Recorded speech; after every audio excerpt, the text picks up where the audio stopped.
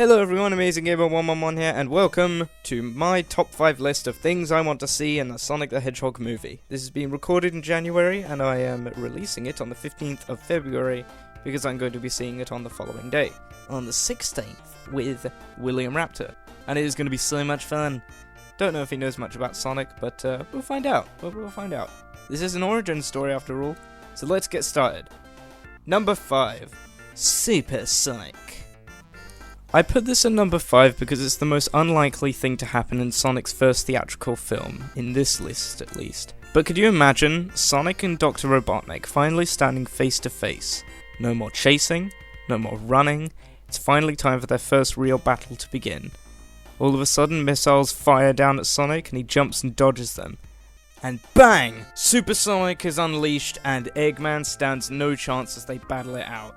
Could you imagine how amazing this would be? Now, considering this is Sonic's first movie, I don't expect to see this, which is why it's at number 5, as I said at the beginning. But, my god, could you imagine? I mean, we'll probably see this in a sequel, assuming this film does well at the box office. But hey, given this film's track record of restoring the Sonic fandom to its former glory after pleasing fans everywhere with the new Sonic design, I'm sure we'll see a sequel in the coming years. So I guess we'll just have to wait and see. Number 4. Sonic acting like a child 90% of the time, but still being aware of the dangers around him. They've done stuff like this before in Sonic OVA, and Sonic X, and pretty much any other version of Sonic, and I really hope that the power of having tons of money for a film doesn't get to the writers' heads. Because we all know how things turn out when power is given to those who can't handle it.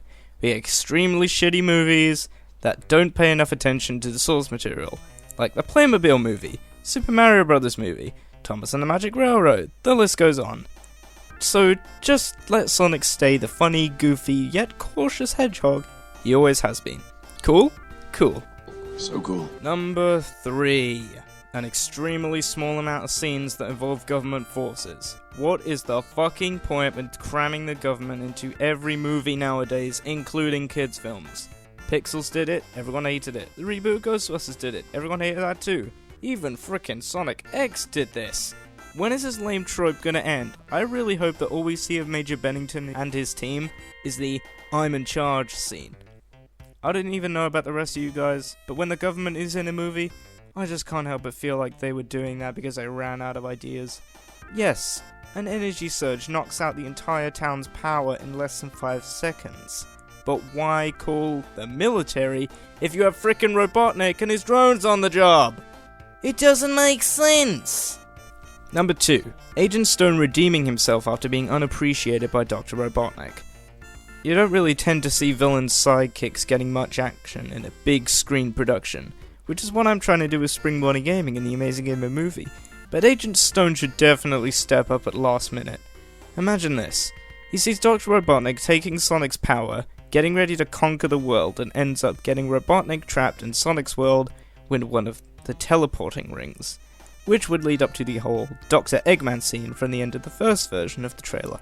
God, Gangster's Paradise still haunts me to this day.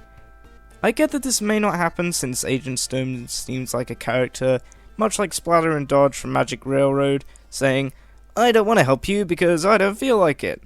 But whatever, it's unlikely, yet still possible. And finally we come to number 1. Probably the most important of all of these. Tails appear at some point in the movie during a post-credit scene at least, even if it doesn't mean anything for a potential sequel. I can't tell you how many different fan designs there are of Tails for the Sonic movie. Seeing all these fan designs make me wonder, what if Paramount would actually consider this? I wouldn't even mind if Sonic goes home at the end of the film, with Tails leaning on a tree smirking at Sonic, just saying, So, where have you been over the last 2 days? That would make me laugh. We need Tails somewhere in this film. This film wouldn't be a Sonic movie without Sonic's best friend, after all. Although technically they're not really best friends since this is an origin story and they haven't met yet? I don't know. But still, this film needs Tails somewhere. I mean, come on. It's Tails. He's one of the main characters. We need him, man. And that's gonna do it for my top 5 things I want to see in the Sonic the Hedgehog movie. So what do you guys think of the list? Let me know in the comments section, but for the love of God, do not spoil this film for me or anyone else. This is being recorded in early January after all, so don't even think about it. I'm hopefully going to go see the film the weekend it rolls into cinema. I am definitely going to be taking a friend with me, William Raptor most likely, because no one else I know seems to be interested in the Sonic movie as much as me. And even if you're not a Sonic fan, this is an origin story of Sonic apparently, so it's for everyone. But yeah, subscribe if you're new here, guys. If you like the video, then drop a like, and hit the notification bell if you don't want to miss any new content that I upload here. I'm the Amazing Gamer 111, and I will see you in my spoiler review of the Sonic movie, if copyright isn't a bitch.